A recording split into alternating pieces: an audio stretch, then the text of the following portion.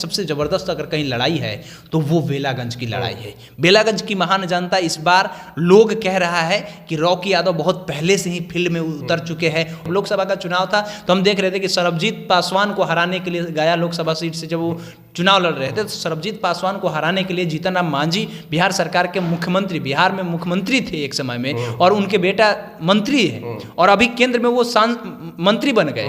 वैसे लोग इनके घर पर आते थे और एक एक घंटा इंतजार करते थे रॉकी यादव का। विश्वनाथ यादव भी कमज़ोर प्रत्याशी नहीं है।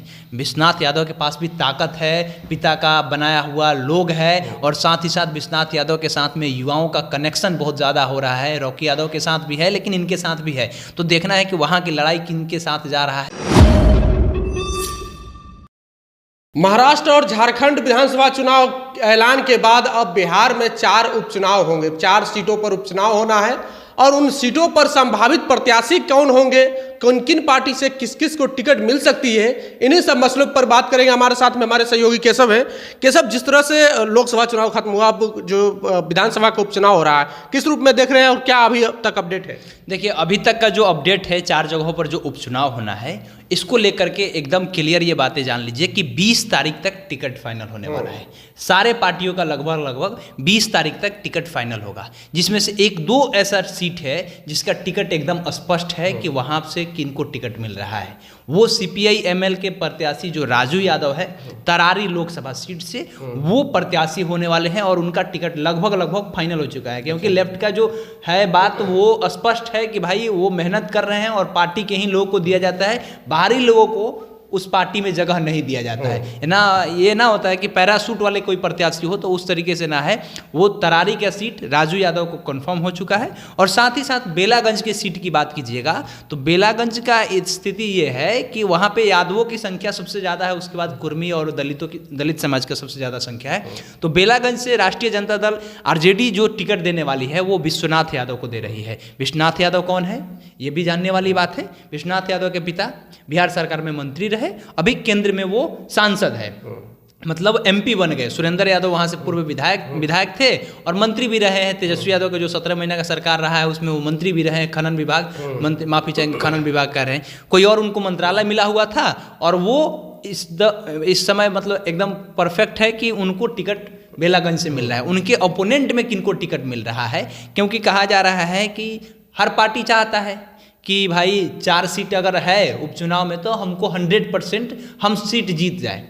तो बेलागंज से उनके खिलाफ में चुनाव लड़ने की जो बातें हो रही है वो बिंदी यादव की पत्नी का हो रहा है। मनोरमा देवी का नाम आ रहा है कि मनोरमा देवी चुनाव लड़ेंगी, और कहा जा रहा है कि वहाँ का लड़ाई इस बिहार में जितने भी सीट है, 4 सीट है, इनमें सबसे ज़्यादा अगर महत्वपूर्ण कोई सीट है तो वो सीट होने वाला है बेलागंज का। क्योंकि बेलागंज में आमने सामने से लड़ाई होने वाली है। आमने सामने कौन? एक तरफ रॉकी यादव खड़ा हो रहे हैं, मतलब अपने माँ के लिए चुनाव प्रसार में, और दूसरे तरफ में विश्वनाथ यादव, और उनके लिए खड़ा हो रहे हैं उनके पिता। तो देखने वाली बात होगी कि भाई रॉकी यादव इनके ऊपर 20 पड़ते हैं या सुरेंद्र यादव के बेटे विश्वनाथ यादव रॉकी यादव के ऊपर 20 पड़ रहे हैं।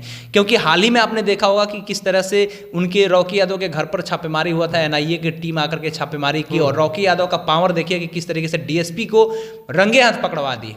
75 लाख रुपया में डील तय किए कि भाई देंगे, 25 लाख रुपया भी दे दिए। कलेजा देखिए कि 25 लाख रुपया भी दे दिए और उसके बाद पकड़वा भी दिए। तो ये सारी चीज़ें हैं और वहाँ उनको टिकट जदयू से मिल रहा है, जनता दल यूनाइटेड से उनको टिकट देने की बातें हो रही है। और उसके बाद आ जाते हैं, अगर रामगढ़ की बात कर लेते हैं तो रामगढ़ में कहा जा रहा है कि जगदानंद सिंह के बेटा जो है उनको टिकट दिया जाएगा।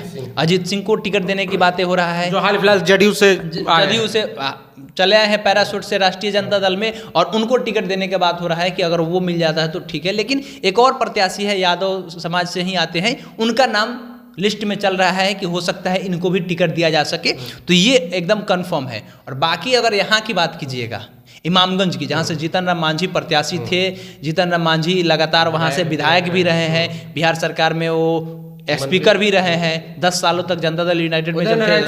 चौधरी को हम कह रहे हैं कि 10 सालों तक वो रहे भी हैं। तो उदय नारायण चौधरी को वहाँ से टिकट मिलने की बातें हैं, लेकिन उदय नारायण चौधरी की उम्र हो चुकी है, 78 वर्ष उम्र हो गया है, लेकिन फिर भी राजनीतिक वजूद उनका काफ़ी मजबूत है और इसीलिए उनका नाम भी चल रहा है। और उनको टिकट मिलता है तो हमको लगता है कि कहीं से भी किंतु परंतु नहीं होगा। लेकिन सुरेश पासवान का भी नाम आ रहा है कि सुरेश पासवान को अगर वहाँ से टिकट मिलता है तो मजबूत दावेदार हो सकते हैं सुरेश पासवान। पासवान भी। साथ ही साथ बेलागंज में एक और नाम आ रहा है, हालांकि फाइनल हम कर दिए हैं, लेकिन एक और नाम आ रहा है, विनोद यादवेंदु का नाम आ रहा है कि अगर उनको भी टिकट मिलता है तो वो सीट बहुत मजबूती से लड़ा जा सकता है। अशोक चौधरी की बात कर ले या नीतीश कुमार की बात कर ले, ये लोग मनोरमा देवी को प्रत्याशी बनाने के लिए लगभग फाइनल कर लिए हैं। तो ये सारा 4 बिहार के उपचुनाव का जो सीट है, यहाँ पे ये सारा चीज हो रहा है। एक सवाल और है कि सबकी जिस तरह से प्रशांत किशोर भी चुनावी मैदान में उतर गए हैं और ऐलान कर दिया कि हम उपचुनाव लड़ेंगे, क्या समीकरण हो सकता है? क्या एनडीए का वोट बैंक खिसकाएंगे या फिर इंडिया गठबंधन का? यही तो चीज है कि अब जो पहलवान है, डेट सुनिश्चित कर दिया गया है 13 नवंबर, और जो पहलवान लोग हैं अब देख लेना है कि इस पहलवान के पास कितना ताकत है, क्योंकि बहुत दिनों से पूरा बिहार का डिंग हाँक चुके हैं, पूरा बिहार प्रशांत किशोर घूम चुके हैं, और समय आ गया है प्रशांत किशोर के लिए उपचुनाव। कहे हैं कि इसी उपचुनाव में हम बता देंगे कि हमारी क्या ताकत है। तो इस उपचुनाव में पता चल जाएगा कि ये वोट काटने वाले मशीन बन करके आ रहे हैं या इस 4 में से एक सीट जीतने पर काम कर रहे हैं, क्योंकि चारों जगह पर जब ये प्रत्याशी उतार रहे हैं तो इनको अब पता चलेगा कि राजनीति में क्या होता है। अभी हाल ही में एक आदमी आया पार्टी में, कई सौ लोगों को जुड़ाया, और कल के समय में देखा गया कि तेजस्वी यादव के साथ में वो मिल गए और पार्टी भी छोड़ दिए इनका। तो यही चीज है कि जो आदमी बड़ी तेजी से ग्रोथ करता है ना, वो बड़ी तेजी से डाउन भी होता है। जब तक प्रशांत किशोर पार्टी नहीं बनाए थे तब तक उनको लोग अच्छा मान रहा था, लेकिन पार्टी बनाने के बाद जो समस्याएं शुरुआत होती है, पार्टी चलाना इतना आसान काम नहीं है। हम फिर कह रहे हैं कि भारत के अंदर रोज आप देखिएगा तो एक पार्टी बनता है, रोज एक पार्टी टूटता है, रोज एक पार्टी किसी न पार्टी में मर्ज हो जाता है, और रोज एक पार्टी के नेता दूसरे पार्टी में चले जाते हैं। तो वही हाल है। प्रशांत किशोर जब तक जन स्वराज का स्थापना नहीं किए थे, बिहार के एक एक गांव में जा रहे थे, तब तक लोग उनको अच्छा मान रहा था, लेकिन जैसे ही पार्टी बनाए तो पार्टी में तो सब उसी टाइप का लोग आएगा भाई। अच्छा, एक सवाल है केशव कि जिस तरह से एनडीए और इंडिया गठबंधन के बीच में भिड़ंत होगी, एनडीए गठबंधन भारी पड़ता नजर आ रहा है, क्योंकि उनके पास जीतन राम मांझी है, चिराग पासवान है, तो दलित वोट बैंक तो एक तरफ उनके साथ है ही, कुर्मी कुशवाहा यादव का भी वोट बैंक उनके पास है ही, तो लगभग एनडीए भारी पड़ रहा है इन चारों उपचुनाव में। न बात यह है कि 4 सीट है, समझ लीजिए, और इस 4 में से 3 जो सीट है वो इंडिया गठबंधन का था, और इंडिया गठबंधन क्या बोले, 2 उसमें राजद का था और 1 जो सीट था वो सीपीआईएमएल का था, सुदामा जी का। तो ये 4 सीट में से 3 सीट तो इन्हीं का है। तो इन सीटों पर ये लोग का भरसक प्रयास रहेगा कि किसी भी कीमत पर हम ये सीट को खो ना दे। लेकिन देखना है कि भाई मजबूत कौन पड़ रहा है।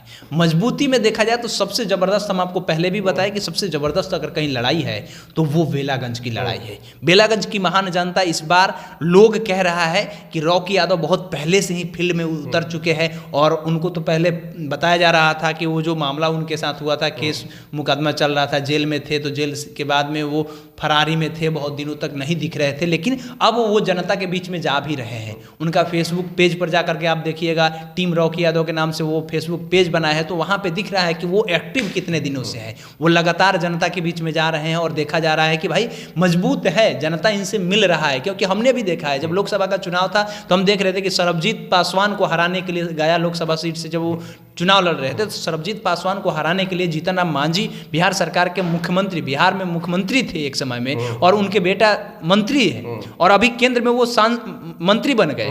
वैसे लोग इनके घर पर आते थे और 1-1 घंटा इंतजार करते थे रॉकी यादव का। समझिएगा रॉकी यादव का कद कितना है कि 1-1 घंटा तक मंत्री लोग इंतजार करता था रॉकी यादव का। रॉकी यादव हर जगह पर यादव समाज का जो भी बेल्ट है, उन सारे बेल्टों में बैठ करके और लोगों को डिसाइड कराते थे कि करना क्या है, कैसे करना है, क्योंकि एक एक बड़े बड़े ठेकेदार उनके पास और एक एक बड़े बड़े लोग उनके साथ थे। और देखा गया कि फतेहपुर में यादव समाज के लोग सरबजीत पासवान का खुल करके विरोध किए थे। वो सारा बैकबोन उन लोग का जो भी था वो रॉकी यादव का नाम था। तो इस बार वहाँ की लड़ाई जबरदस्त है। विश्वनाथ यादव भी कमजोर प्रत्याशी नहीं है।